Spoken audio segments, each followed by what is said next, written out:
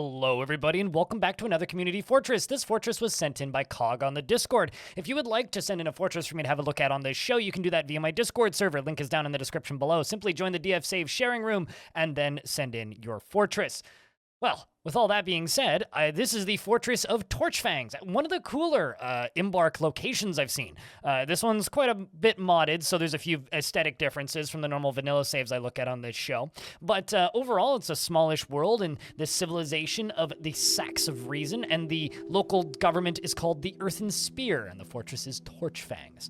Let's dive in and have a real quick peek at this dwarven capital, shall we? So right off the bat, you'll notice that they're using the darkness.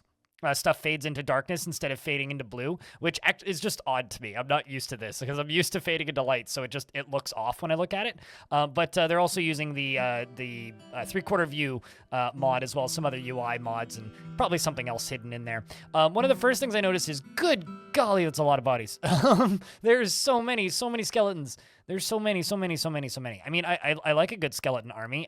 This is just desperately needs a necromancer to get chased through here by a wolf or something, just to see what happens. I mean, most of these appear to be like Olm people and like muscle shells and named things. So I very much would recommend like trying to dispose of these. I know that a lot of these have like jobs set to be disposed, but man, those do need to be disposed of, even though they look rather impressive. It's a multi-biome embark, so it's kind of like a desert it's either a sand desert or a rocky wasteland down here. Over here on this side, we have pretty thick forests with this little temple down here, which is lovely looking. It almost, not quite, but almost looks like a World Gen temple, which is always kind of cool to see. One of my favorite things, actually, is when people mimic the stuff that you see in World Gen, like within Fortress mode. So it's one of my favorite like little quirks of Dwarf Fortress players, whether they do it intentionally or otherwise. And then down here we have this kind of little road that goes down and into the fortress itself. Now, the fortress itself is this kind of neat design. So let's just go back up to the surface here, right? So there's this central staircase that kind of goes up into this little watchtower up here. It would make sense to have like a dog or something stationed up here, but there isn't anything currently. And then we can go down these stairs and into the fortress itself, where there is a badger, naturally.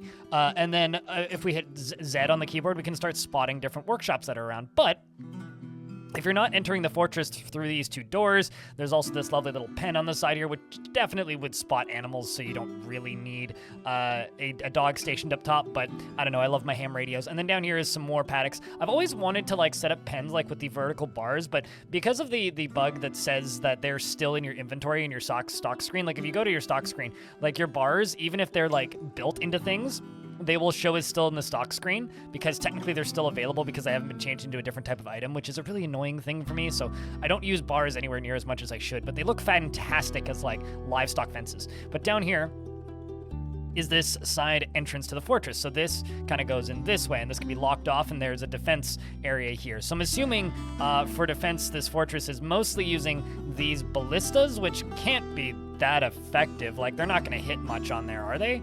Really? And then I'm assuming the ballista arrows would just fall down this way. I mean, there are iron arrows down here and quite a lot of gear, so something's falling in there, regardless of how effective it is. This area down here also very much reminds me of a defense I set up in a fortress that was similar to this, where every single time we'd get attacked, I would rig a whole layer to collapse. And then they would touch the pressure plates and it would all cave in. It was very, very, very satisfying, but huge stockpile here for boulders with minecarts running around the edges. But this is kind of our main fortress level that we're going to be spending most of our time on here. We're going to take a look around here at these lovely bedrooms, and of course they have like the bare minimum of what they need. They have detailed floors, and then they have their cabinets as well as coffers. Now, coffers, of course, items go in, and cabinets, clothing items go in. So if any of these dwarves own clothes, then they get filled up. And then we kind of have these longer hallway bedrooms. The dwarves actually will get more value out of these longer bedrooms because they'll consider them a larger space. And possibly my favorite bedrooms in this entire fort. I really, really like these. I don't know what they're actually being used for, if they're just like guard posts or something, but there's currently like nothing assigned to them, but these are really pretty. These little statues and little bed with a little coffer and a bookcase and everything. And yeah, I really like this space. I really like this spot. Then as we kind of move around here, we have some more spaces. So we have temples down on this lower layer. Of course, you can kind of look down onto the temple from the layer above. Over here we have another large temple, which looks like a library at a first glance, but it's a temple. And then we have a small library down in the corner here. The Sanctum of Insanity, of course, a proper place to put books, and there is no books there, so they truly are insane. One layer down here, we can see all of these temples down here. I love the verticality here. The verticality to this fortress is awesome.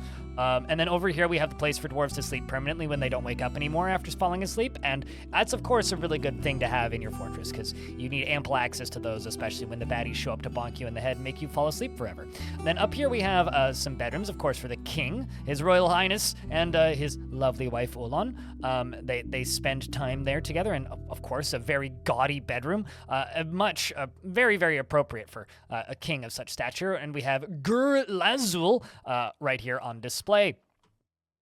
And then down here we have kind of a like an office area also dedicated to the king, which is, I guess, the throne, because this is just a capital and not a proper mountain home. They don't have the full throne yet, but if I unpause the game, you can see that there is dwarves moving up and down through this area here, and down here on the bottom is the king's dining hall, including with water access and a well.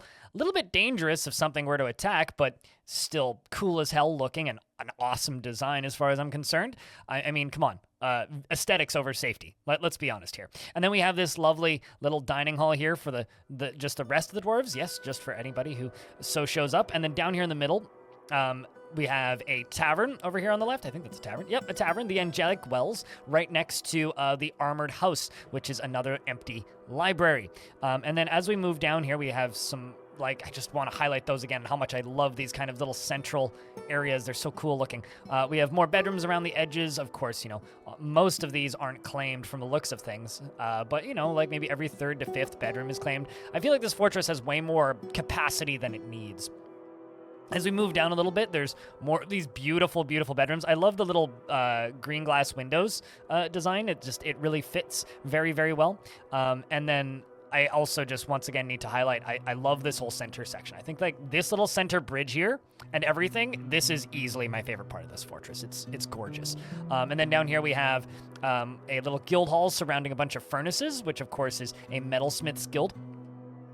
Plenty of ore for melting down and statues and everything else kind of surrounding the middle. And then we have the South Halls, which is another tavern, of course, for citizens and long-term residents only. And as we move down, there's, of course, a pile of sleeping people at the bottom of the waterfall, and this lovely little guard post, as well as a few more temples. Now, we can begin to move down. I did actually unpause this fort a little bit, and it ran very slowly. The frame rate was excruciatingly low, so I ended up pretty quickly, just leaving the game paused. But even on the experimental branch on this computer, this fortress runs slowly. Then down here we have some more bedrooms. Yep, more bedrooms, but these ones are kept as dormitories, so anybody can crash in them as needed. And then down here we have the Fetid Crypt, which is another tavern. All visitors welcome. Of course, Azob is tending the bar.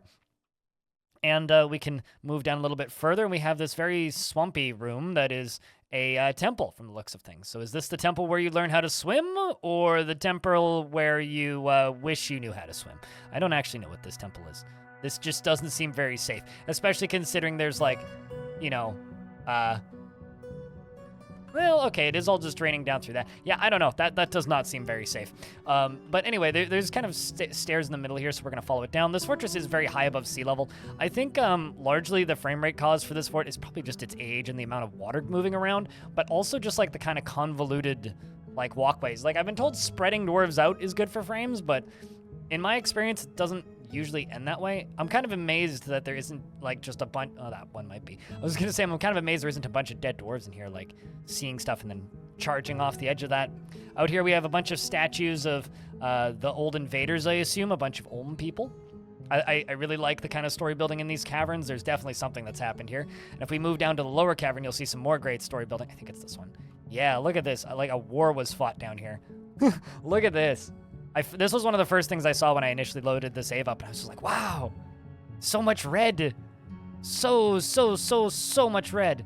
Also, a piece of advice, I would go through and just forbid all of these skeletons, just because, they're probably trying to path out here to gather them up, even though there's no way for them to actually access them.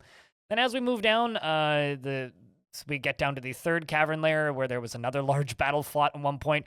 I will say, not a big fan of the Fades into Darkness mod above ground, but I think in the caverns it almost looks better.